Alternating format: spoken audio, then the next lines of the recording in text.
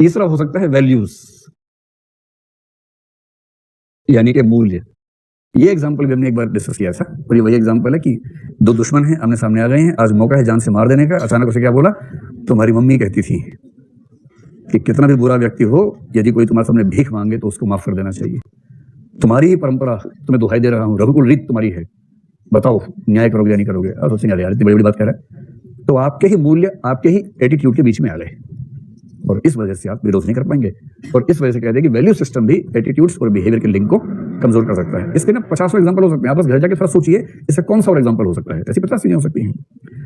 इसका जो आपके सामने आएगा आगे चल के ना, अभी आप जैसे जेंडर इक्वालिटी को पढ़ लिया यहाँ पर, या पढ़ते होंगे, सोशल इश्यूज पढ़ते होंगे कि पुरुष महिला में बराबरी होनी चाहिए और वो सब चीजें होनी चाहिए, ठीक है, पढ़ तो लिया।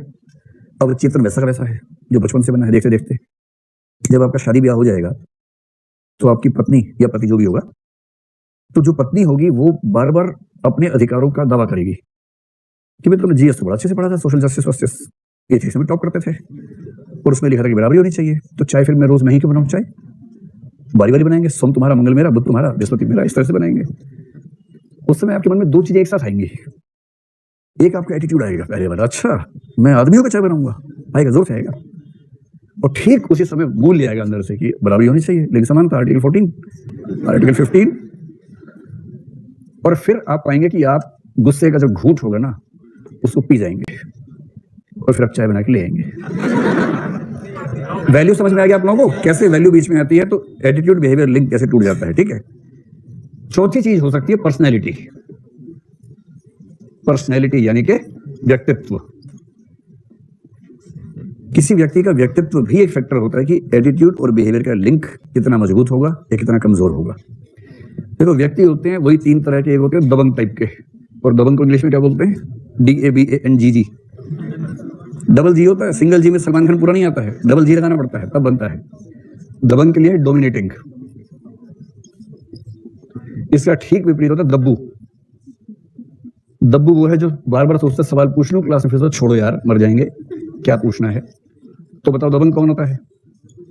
जो बात बात पर सवाल पूछे या टिप्पणी दे, वो दबंग लोग हैं। हर क्लासरूम में 3-4 बच्चे दबंग होते हैं, सामान्य बात है।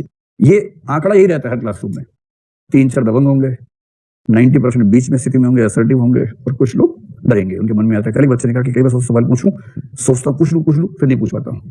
ऐसे कई बच्चे होते हैं। तो बीच वाली जो स्थिति है वो क्या है? असर्टिव। असर्टिव, ठीक है, इसको असर्टिव ही लिख के जाएगा परीक्षा में। अब आप मुझे ये बताएं कि जो दबंग टाइप का आदमी है उसका एटीट्यूड बिहेवियर लिंक स्ट्रांग होगा या वीक होगा? स्ट्रांग होगा। वो तो वो आदमी है, हम जहां खड़े होते लाइन वहां से शुरू होती है, उसे किस बात का भय है? जिस व्यक्ति पर भय सबसे कम होगा वहां एटीट्यूड और बिहेवियर का लिंक सबसे स्ट्रांग होगा। मुझे फर्क ही नहीं पड़ता, ना सामाजिक दबाव का फर्क पड़ता है, ना किसी और दबाव का फर्क पड़ता है, मस्त मौला आदमी, कोई क्या बिगाड़ेगा उसका। जिससे समाज में इज्जत की परवाह खत्म हो जाए। मान लीजिए हमारी सोसाइटी में ऐसा एक व्यक्ति रहता है, उसको इस बात से फर्क ही नहीं पड़ता कि लोग क्या बात करेंगे। अब अगर कोई ऐसा व्यक्ति मान लीजिए है, उसको फर्क पड़ना बंद हो जाए, आप उससे कैसे कहेंगे कि भाई ये चीज ठीक नहीं है, वो चीज ठीक नहीं है? ठीक है, नहीं है तो ठीक है।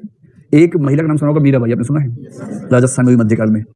तो मीराबाई अपने लास्ट फेज में उस तरह की हो गई थी, दबंग टाइप की। तो एक बहुत रोचक एग्जाम्पल में, वो सड़क पे जा रही थी, उसके कपड़े ठीक नहीं थे उसकी बॉडी पर। तो किसी ने कहा कि भाई थोड़ा कपड़े ठीक से पहना करो।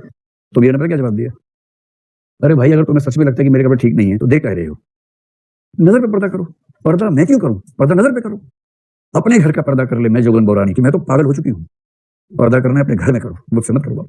अब कोई अगर इस टेम्परामेंट का व्यक्ति हो कि भैया अच्छा नहीं दिख रहा हूँ तो मत देखो, आप कहें कि यार ये कपड़ा अच्छा नहीं लगा तुम्हारे ऊपर, हाँ तो मत देखो, तुम ठीक से बात नहीं करते मत सुनो, चलो ठीक से बात नहीं कर रहे। कोई इस तरह का आदमी है तो उसका टेम्परामेंट ऐसा है कि वो वही करेगा जो उसका टेम्परामेंट है, उसे फर्क ही नहीं पड़ रहा। और जो सबमिसिव व्यक्ति होता है वो बेचारा हर काम करने से पहले 4 बार तस्दीक कर लेता है कि सब ठीक रहेगा कि नहीं रहेगा, कि भैया चले जाएं क्या, भैया चले जाएं, भैया फिल्म देख लें, भैया बुरा तो नहीं मानेंगे, भैया भैया मैं क्यों बुरा मानूं, नहीं भैया कहीं बुरा मान जाए, चले जाए भैया। हर हॉस्टल में 2-3 पीस ऐसे होते हैं, हर बात में भैया ऐसा कर लें, भैया ऐसा कर लें। तो जो सबमिसिव है उसको कोई जरा भी दबाव डालेगा तो वो अपने एटीट्यूड के विरुद्ध काम करेगा, उसका बिहेवियर का लिंक कमजोर हो जाएगा। समझ गया बात? तो व्यक्ति का व्यक्तित्व भी इस बात से मतलब एक कारक होता है कि किसी व्यक्ति के एटीट्यूड्स और बिहेवियर का लिंक कितना स्ट्रांग होगा या कितना वीक होगा। ये पहली बात हो गई। ये हो गया सिचुएशनल कंस्ट्रेंट्स। सिचुएशन में हमने व्यक्तित्व को भी एक सिचुएशन रख लिया कि व्यक्तित्व भी अपनी अपनी स्थिति है ना, कि किसी का व्यक्तित्व स्थितियों से टकराने में कितना सहज है। किसी का जीवन समतल नहीं होता, ध्यान रखिए। आपकी जिंदगी में कभी ना कभी पहाड़ की तरह स्थिति आने वाली है, वहां पता लगेगा कि आपका व्यक्तित्व उन स्थितियों को झेलने में कितना सक्षम है, और अगर वह टूट जाते हैं तो इसका मतलब है कि कमजोर है, और यदि मुश्किल स्थितियां झेलते हैं तो इसका मतलब है कि क्या है, दम है। तो दम आपने तो हाँ जिगर है।